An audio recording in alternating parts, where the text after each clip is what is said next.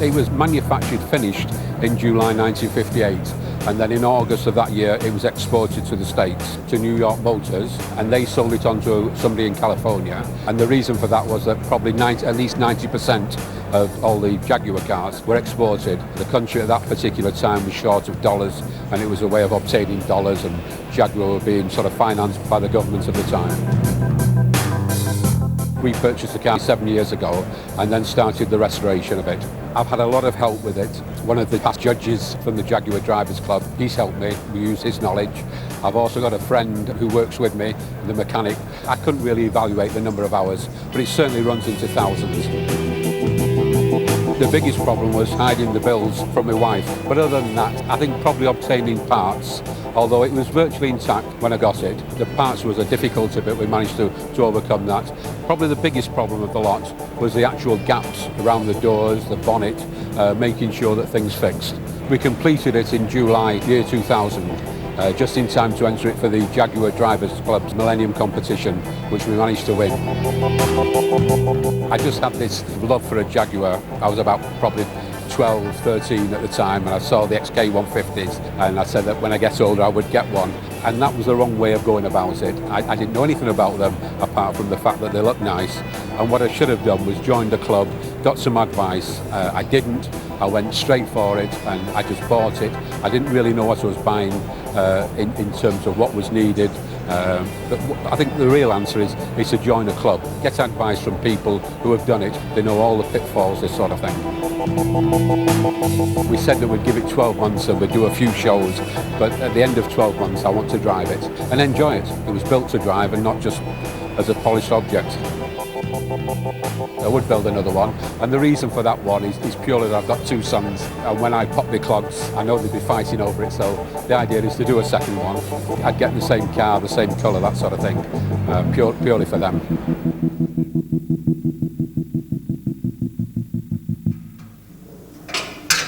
Welcome back. I'm back in the workshop now with the baby, and I've sweated to get her onto a specially made jig. Now, that's the brown bit here. It's a really important bit of kit because this is a monocoque design, the tub, which is inherently stable when it's all fixed together properly. But if we start cutting out panels, it can very easily twist. When we put it all back together again, it's not straight and it's not square, but the jig will hold it in position.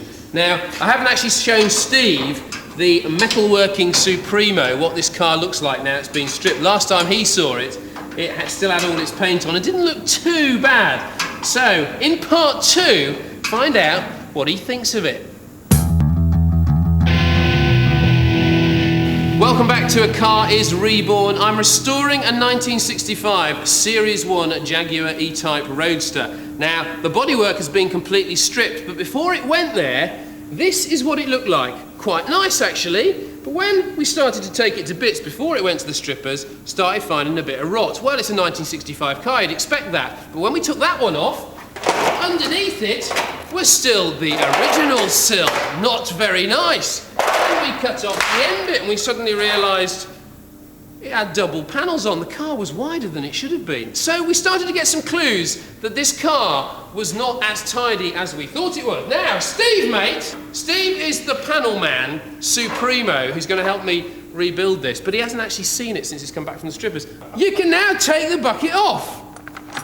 Have a look at this. Come down here. Come, I want to show you this bit first. Can I put this bucket down over put it? the bucket down. I'm feeling a bit heavy-headed here, well, you can always throw up in it if you need to. Now, look. Not very good, mate. So what about this floor? Inside panels have been made up and plopped on top and brazed up. A real old bodge there, but from underneath, obviously, it's all the ribs are still there, as it should be. So obviously, a lot of the repair work has been done from inside on top of. It's peppered through here. We'll take the whole floor out, cross member off, and put a whole new floor in. This is starting to be quite major, isn't it, really? Yeah. I know we were worried originally about this buckling and stuff that was there. Yeah, it's obviously been in a previous accident. That can all be hammered out, but the but the bulkhead itself is in good condition. I mean, I thought it was going to be a big job, this, but I didn't think it was going to be this big a job in terms of... It's going to be a big job, this one, yeah. There's a good few weeks metalwork here. Right. Can we have a look underneath? Can we spin it a bit and just see what's underneath? Yeah, sure. Yes? Yeah. Now, tilting this is actually quite easy. And tilt! Thank you very much. Excellent. Steve, now, this is all rotten as a peach. The inner sill is corroded along the base there.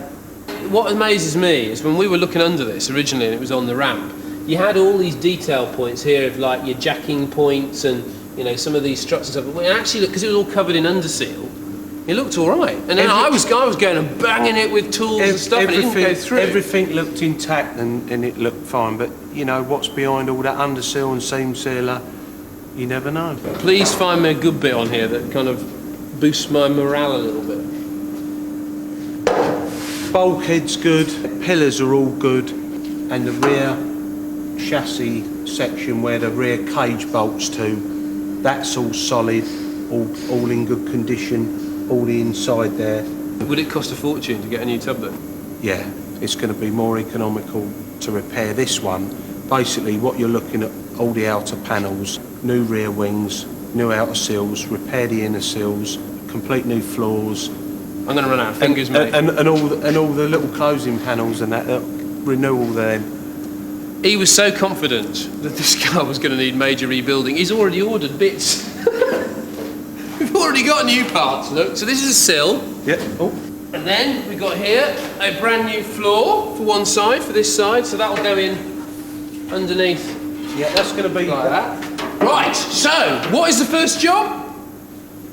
Start cutting away, one side only, chopping away the floor, and start cutting away some of this grot out, and we just bin it and start putting the new panels in, getting them positioned and welding them in. So, what are we waiting for? The bit I'm making is this door bottom here, which did fit in there like that, which obviously I've cut out, so that's useful to keep as a kind of memory jogger for what you're making. But the front end is actually wider than the back end here, so it's almost going to be like a tapered piece of metal here, and then the bends to make the flanges on the edge. So a bit of measuring first. Welcome to the bending room!